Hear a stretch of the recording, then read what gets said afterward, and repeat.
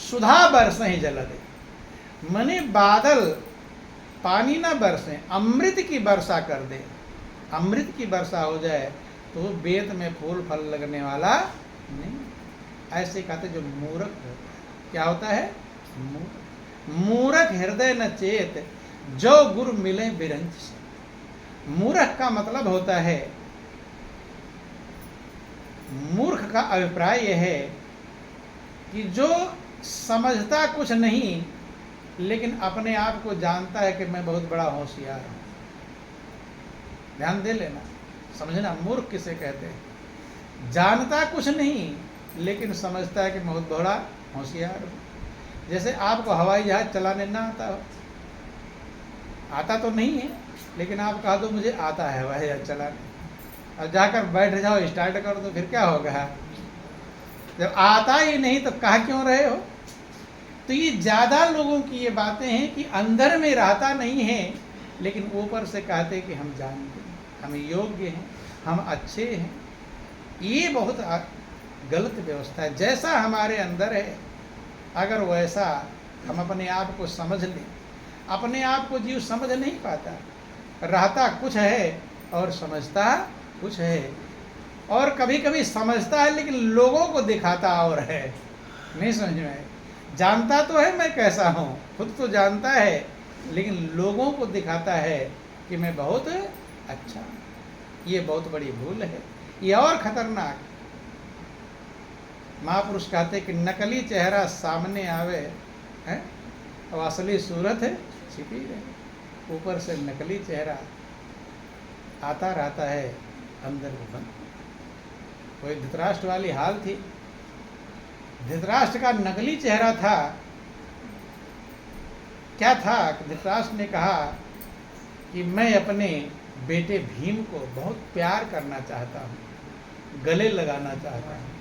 क्या करना चाहता हूँ? गले लगाना चाहता हूँ। तो भगवान कृष्ण ने सोचा आज इतना प्यार कैसे उमड़ गया है, आज तो न जाने क्या क्या किया था। भगवान कृष्ण समझ गए। तो उन्होंने कहा ठीक है कि बहुत ही मैं बेचैन हूँ भीम को गले लगाने के। और जब भगवान कृष्ण समझ गए कितना प्रेम है इसके अंदर, अंदर कुछ है और बाहर कुछ है, तो उन्होंने एक पुतला बनवाया। अब पुतला बनवाया, ले गए धृतराष्ट्र, अंधे थे ही, धृतराष्ट्र के सामने खड़ा किया, लोग आ गए भी। जब उन्होंने इतना कस के दबाया उसको, पुतला भी पिच गया। अब सोच लो तो भीम का क्या हाल होगा, गौर करना। महापुरुष कहते हैं कि इस मनुष्य के जीवन को पाकर मनुष्य ना जाने क्या क्या कर्म तैयार कर लेता है, ना जाने अपने लिए कुआं खोदता है, खाई खोदता है, समुंदर खोदता है, क्या खोदता है और उसी में डूबता रहता है कि आप ही बड़े कर्म के रस्सी अपने गल कर फांसा। अपने ही कर्म की रस्सी बटता है और वो फंदा किसके गले में लगेगा?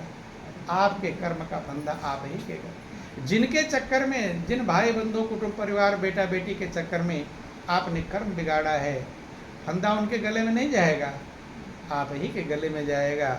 इसलिए महापुरुषों ने हमेशा कर्म से सावधान किया कि करता था तब क्यों रहा और अब करी क्यों पछताए, और बोए पेड़ बबूल का तो आम कहाँ से खा। जब करने का मौका था तब क्यों चूक गया, क्यों बिगाड़ लिया, अब बेचैन हो रहे हैं। ये उदाहरण बगल में देख लो। सास को गाली बकती थी, पीटती थी, मारती थी, सब कुछ करती थी। अब आज उसकी बेटियां, आ गया ना नंबर, बेटियां गाली बक रही हैं, माँ की पिटाई कर रही हैं, धक्का दे रही हैं। अब वो अंधी भी हो गई, आँख से दिखाई पड़ता है। प्रैक्टिकल यही उदाहरण दिखाई पड़ रहा है। उसने आपके साथ, अपने सास का साथ जो जो किया उससे ज़्यादा ही उसके ऊपर हो रहा है। हो रहा कि नहीं हो रहा? इसलिए मनुष्य को देख करके सावधान हो जाना चाहिए। हमेशा कर्म जिसने संभाल लिया वो सबसे बड़ा भाग्यशाली। सभी महापुरुषों ने कर्म संभालने के लिए कहा, और कर्म उसी ने संभाला जिसको सत्संग मिल गया। क्या मिल गया? सत्संग। विभीषण को जब हनुमान जैसे संत का संग मिल गया तो भाई रावण विभीषण दोनों भाई थे, लेकिन विभीषण अब भरोस मोहि भा हनुमंता, और बिनु हरि कृपा मिलहि नहीं संता। वही विभीषण को हनुमान ने पता बताया प्रभु का, क्योंकि संत प्रभु का पता बताते हैं। और जब विभीषण प्रभु के शरण में पहुंच गए तो जाता ही राम तिलक ते सारा। अब गौर कर लेना, राम ने उसे राज्य तिलक कर दिया। जीव प्रभु के चरणों में चला जाए, समर्पित हो जाए, तो कितना पापी से पापी क्यों ना प्रभु संभालने की क्षमता रखते। भगवान राम ने कहा था कि जो नर हो ये चराचर द्रोही, ओ आवे सभय शरण तक मोही। चराचर का द्रोही हो, विरोध किया हो, बुरे कर्म किया हो, लेकिन सभय माने भय उत्पन्न हो जाए, अपने कर्मों पर पश्चाताप हो जाए, भय हो जाए। लोग करते रहते हैं लेकिन अपने कर्म पर कोई पश्चाताप नहीं। पश्चाताप हो जाए, भय हो जाए, मेरी शरण में आ जाए भय पूर्वक कि मैंने कितने कर्म बिगाड़ा। कि तज मद मोह कपट छल नाना, और करो सद्य ते ही साधु समाना। लेकिन शरण में आने का तरीका बतलाते। प्रभु के शरण में आप कब जा पाएंगे, उसका रास्ता क्या है, तरीका क्या है। इन चीजों को छोड़कर जाना पड़ेगा। किन चीजों को? तज मद मोह कपट छल नाना। मद मोह कपट छल, इनको तज कर जाना पड़ेगा, तभी प्रभु की शरणागति आप हो पाएंगे। अगर ये साथ में लिए रहेंगे तब प्रभु की शरणागति मिलने वाली नहीं। इन्हें छोड़ कर आ जाए, मद को छोड़ा जाए। मद माने अहंकार। जितने अहंकार हैं, किसी को धन का अहंकार है, किसी को बल का अहंकार है, किसी को बेटा बेटी का अहंकार है, किसी को कार कोठी का अहंकार है, किसी को पत्नी पुत्र परिवार का अहंकार है, किसी को मुख्यमंत्री प्रधानमंत्री का। इस मद को छोड़कर प्रभु के चरणों में जाना होता है कि मैं किसी लायक नहीं, मैं कुछ नहीं, तू ही है सब कुछ, सब कुछ है तेरी माया। एक भी मैं रह गया, बस वही कि प्रभु के चरणों से धक्का दे देगा, वही काफ़ी है निकालने के लिए। जैसे मटका हो और मटके में एक ही छेद हो तो पानी निकालने के लिए काफ़ी है कि नहीं। इसलिए महापुरुष कहते हैं तज मद, मद को, चूंकि मद सबसे बड़ा विकार है, अहंकार सबसे बड़ा विकार है। अहंकार दुखट मरुआ। और महापुरुषों ने यहाँ तक कह दिया अहंकार रहेगा तो प्रभु रह ही नहीं पाएंगे। कि जब मैं था तब हरि नहीं, अब हरि है मैं नाही। ओ प्रेम गली अति साकरी, तामे दो न समा। मद को भगवान कहते हैं कि अगर मैं रहेगा तब हरि नहीं। दोनों का विरोधाभास है। क्या है विरोधा?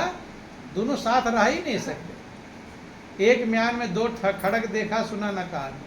अहंकार और परमात्मा दोनों साथ में, चूंकि परमात्मा की अहंकार से सबसे बड़ी दुश्मनी है। अहंकार ही प्रभु का भोजन है। इसलिए अगर आप प्रभु की शरणागति चाहते कि प्रभु मुझे अपना बना ले, तो मद को तो छोड़ना ही। एक ही हृदय का सिंहासन एक ही है। कितना है? उसमें दो बैठ पाएंगे कि एक ही बैठेगा? है? हृदय के सिंहासन पर अगर प्रभु को बिठाना चाहते हैं तो अहंकार को उस पर से उतारना पड़ेगा। वो उतरेगा तभी तो बैठेंगे। हो सकता कई बार प्रभु आ गए हो, चक्कर लगा गए हो, लेकिन देखते सीट ही नहीं खाली है। बस में आप चढ़ते, सीट नहीं खाली, उतर जाते ही नहीं लगाते। प्रभु कई बार चक्कर लगा चुके होंगे, लेकिन सीट पर रिजर्व है। अहंकार के रिजर्वेशन को हटाना, उतारना पड़ेगा। जब मैं था तब हर नहीं, मैं रहेगा हर नहीं रहेगा। तो ये जिंदगी मिली हरि को अपना बनाने का। हृदय के सिंहासन पर इसने हरि को बिठा लिया, प्रभु को बिठा लिया। धन्य वह हो गया भाग्यशाली।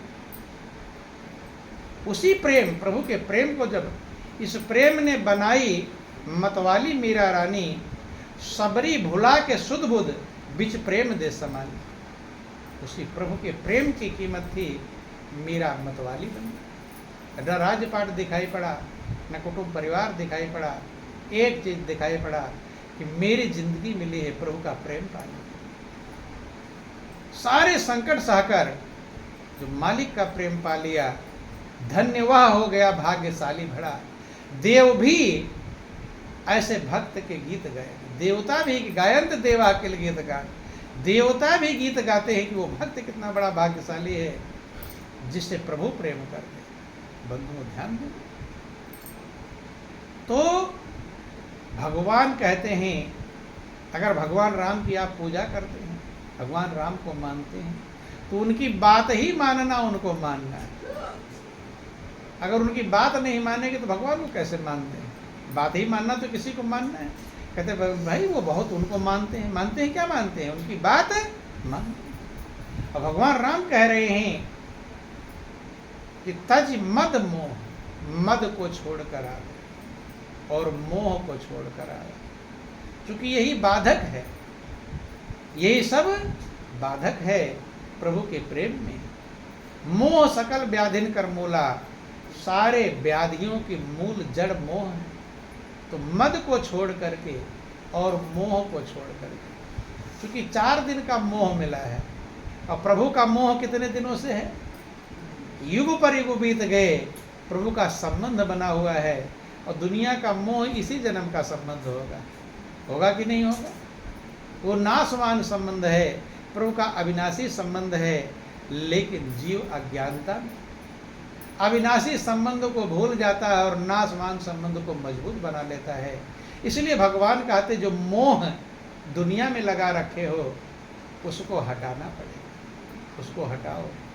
ये ऊपर ऊपर का मिला हुआ अंदर का मिलता नहीं। रामचरितमानस में वर्णन आया कि कहाँ कहाँ आपका मोह और ममता लगी हुई, कहाँ कहाँ लगी है। वर्णन आया कि जननी जनक बंधु सुत दारा और तन धन भवन सुहृदय परिवारा। इतना गिनाया कि ये मोह के साधन है। यहाँ मनुष्य की मोह और ममता लगी रहती। जननी कहते हैं माँ को। सबसे पहले मोह माँ में लगता है, क्योंकि माँ ने खिलाया पिलाया लालन पालन किया। लेकिन उस माँ के पीछे जो छिपा हुआ, अगर उधर ध्यान चला जाता है तो धन्य हो जाता है। लेकिन जीव वहीं तक सीमित रह जाता है। स्थूल के पीछे सूक्ष्म छिपा हुआ है, माँ के अंदर वही परमात्मा छिपा हुआ है। वही माँ को अकल देता है, बुद्धि देता है, अपने बच्चे का पालन पोषण करता है। वही परमात्मा अगर माँ को पागल बना दे तो तुम्हारा पालन करती है? हो सकता किसी कूड़े में फेंक आती नहीं है। पीछे जो छिपा हुआ है शक्ति परमात्मा, वो सही में उससे मोह नहीं लगाया। कहाँ मोह लगाया? जो बीच में बिचौलिया है। जननी जनक माने पिता, बंधु माने भाई, सुत माने पुत्र, दारा माने पत्नी। ये गिना दिए, कितना गिनावे? और तमाम सारे जितने रिश्ते हैं, जननी जनक बंधु सुत दारा। तन माने शरीर, अपने शरीर में भी ममता लगी हुई है। लगी हुई कि नहीं? ये भी किसी का दिया हुआ है। धन में लगी, तन धन भवन, मकान में लगी है। सुहृद माने मित्रों में लगी, परिवार में लगी। जहाँ जहाँ आपकी ममता लगी हुई है, मोह लगा हुआ है, यहाँ यहाँ से हटाना है। जब आप पैदा हुए थे तब आपकी ममता कहीं नहीं लगी थी कहीं? छोटा सा बच्चा है, अब वो अभी कुछ नहीं जानता, 1 आध महीने का हो, अब उसकी माँ को कोई थप्पड़ मारे, दुखी होगा? कोई मतलब नहीं है। माँ मौत हो जाए माँ की, उसे कुछ नहीं दिक्कत है। क्यों? अभी कोई ममता मोह नहीं लगा है। व्याधि कहाँ है? मोह सकल व्याधि कर मूला, व्याधि तो अभी शुरू ही नहीं हुई। तो इसलिए जहाँ जहाँ धीरे धीरे हमारी ममता की धागे फैले हैं, जैसे एक बीज होता है ना, बीज छोटा सा बीज है, कोई भी उठाकर इधर उधर रख देगा। लेकिन जब उसकी जड़ें फैल जाती हैं तो बड़ा सा पेड़ बन जाता है। अब हाथी को भी उखाड़ने में दिक्कत होती नहीं होती? तो पहले हम आप लोग बीज के समान थे। किसके समान थे? कहीं भी कोई मोह ममता का अंकुर नहीं, धागा नहीं फैला, लेकिन धीरे धीरे फैल गया, इधर गया उधर गया, जड़ें फैल। और जड़ में सबसे बड़ा मूल एक होता है, तो सबका कहीं ना कहीं विशेष ममता लगी होती है, और जड़ें तो पतली पतली हैं। एक सबसे मेन मूल होता है, नहीं समझ में? वो ज़्यादा मजबूत होता है। साइड की जड़ें कट जाती है, लेकिन बीच वाला बहुत मजबूत। तो सब कोई विशेष मोह भी सबके पास होता है। किसी का धन का विशेष मोह होता है, किसी का पत्नी पुत्र का, मतलब अलग अलग सबका रहता है बंधु। तो मोह सकल व्याधिन कर मूला। तो कहते हैं इन व्याधियों से अगर आपको बचना है तो भगवान कहते हैं सबके ममता ताग बटोरी। आप ही ने तो धागे फैलाए हैं ममता के, इधर एक धागा आ गया, इधर धागा आ गया, उधर धागा आ गया। सबके ममता के धागे को तुम ही इकट्ठा करो। कौन फैलाया? किसने? आप ही ने फैलाया कि ये माँ है, ये पिता है, ये भाई है, बंधु फैल गया। और उसकी धागों को इकट्ठा करके एक डोरी बना लो। क्या बना लो? डोरी। जब ये धागे हैं पतले पतले तो टूट जाएंगे, नहीं टूटेंगे, लेकिन अगर डोरी जब बन जाएगी तब वो डोरी टूटेगी नहीं, मजबूत बन जाएगी।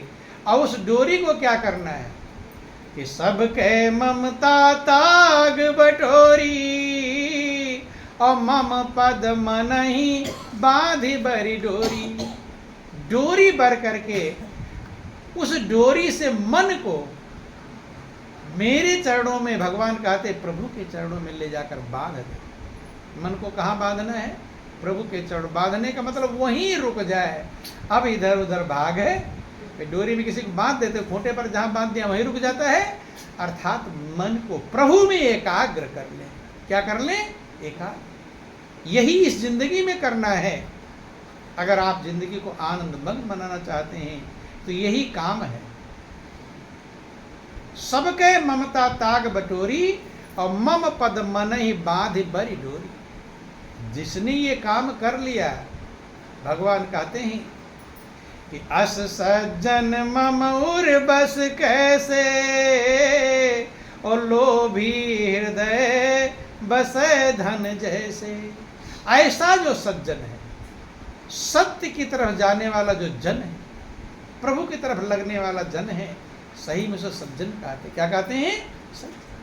अस सज्जन मम उर बस कैसे। ऐसा सज्जन मेरे हृदय में बस जाता है। कहाँ बस जाता है? भगवान के हृदय में सीधा। सबसे कीमती क्या है? हृदय में। सोच लो कितनी बड़ी कीमत है। आप प्रभु के हृदय में निवास करने लगेंगे। ये काम है जो जिंदगी में करना है। अस सज्जन मम उर बस कैसे, और कैसे बसा? लोभी हृदय बसे धन जैसे। भगवान ने उदाहरण दिया कि जैसे लोभी के हृदय में धन रहता है। लोभी को धन की याद भूलती है। रास्ते में जा रहा होगा, धन का ही सोचेगा। अब ये धन इधर से आएगा, उधर से इतना आएगा, उधर से इतना आएगा। वो हिसाब किताब लगाता है। एक बार हिसाब नहीं लगाता, ना जाने कितनी बार उसका हिसाब चलता रहता है। और सो जाएगा तो स्वप्न में किसका स्वप्न देखेगा? धन का ही स्वप्न देखेगा। क्योंकि जहाँ आपका मन लगा रहता है उसी का स्वप्न देखते हैं बंधु। स्वप्न में भी वो विचार की तरंगे चलती रहती, मन चलता रहता है बंधु। भगवान कहते हैं ऐसा मेरे हृदय में बस जाएगा। अर्थात मैं चलूँगा तो किसकी याद आएगी? उस भक्त की याद आएगी। बैठूंगा तो उसकी, सोऊंगा तो स्वप्न में मैं भक्त ही मेरे स्वप्न में आएगा। अब सोच लो कितनी बड़ी कीमत है। असज्जन ममोर बस कैसे, लोभी हृदय बसे कि पुनि पुनि सत्य काओ तो ही पाही, और मोहि सेवक सम प्रिय को नाही। बार बार मैं सत्य कहता हूँ, ऐसे भक्त के समान मुझे कोई प्रिय नहीं। अब सोच लेना भगवान कितना प्रेम करते हैं। भगवान कहते मैं भक्तों की आंखों में और भक्त हमारी आंखों में। ध्यान देना, मैं भक्तों की आंखों में हरदम रहता हूँ। अर्थात भक्त के हृदय में, भक्त की याद में भगवान ही समाये रहते। मैं भक्तों की आंखों में और भक्त हमारी आंखों में पल भर न नजर से दूर करूं ये चित्त हमारी आंखों। एक पल भी मैं भक्त को अपनी नजरों से दूर नहीं करता। भक्त तो एक आध बार भूल भी सकता है, क्योंकि भक्त के अंदर उतनी क्षमता मौजूद है, लेकिन भगवान कहते एक पल के लिए मैं अपने भक्त को अपनी नजरों से दूर नहीं करता। क्योंकि द्रौपदी अगर भगवान की नजरों से दूर हो गई होती तो भगवान को खबर पड़ती कि द्रौपदी की साड़ी खींची जा रही है। अर्थात एक पल भी भगवान की नजर आपसे हटती नहीं। पल भर न नजर से दूर करें ये चित्त हमारी आंखों में, प्रण अपना टार देत पल में, प्रण भक्तन का नहीं टारत। भगवान की कितनी बड़ी कीमत है। आप कोई मन में ठान लियो, दूसरे ने कुछ कह दिया मानते नहीं, भाई मैंने कह दिया है नहीं मानो। लेकिन भगवान क्या कहते, मैंने जो प्रण कर लिया है एक पल में बदल देता हूं। किसका प्रण रखता हूं? भक्त का।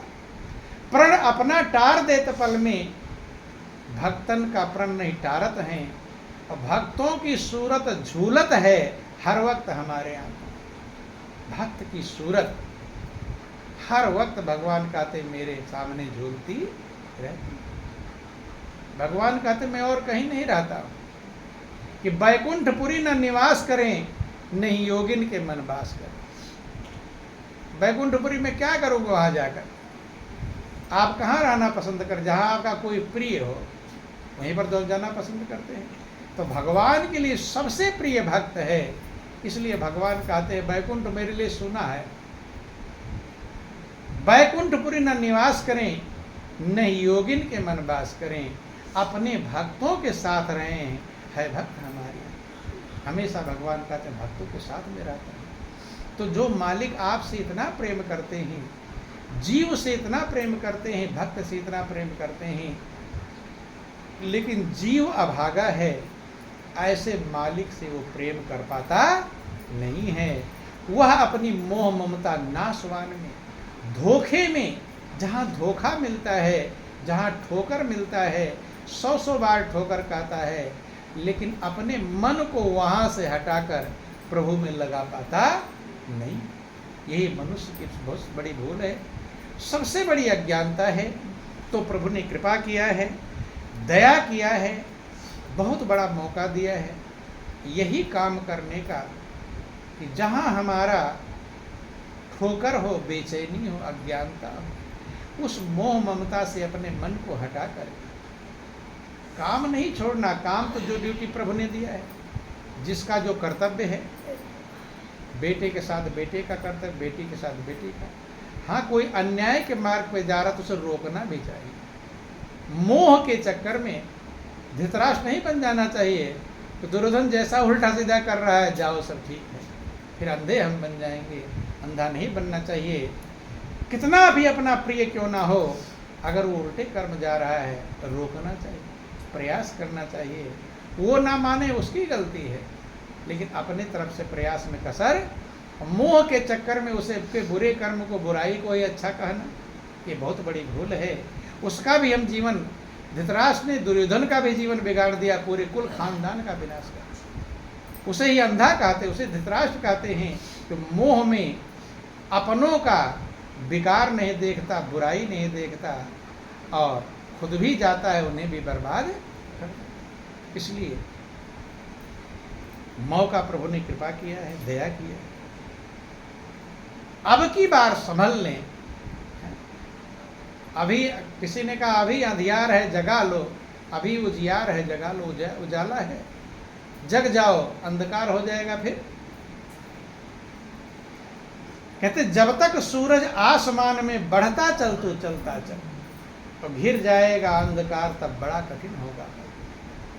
पक्षियों को भी आपने देखा होगा, शाम होने वाला होता है, सब पक्षी उड़ते उड़ते जहाँ उनको रहना है, अपने घोंसले में, अपने पेड़ पर।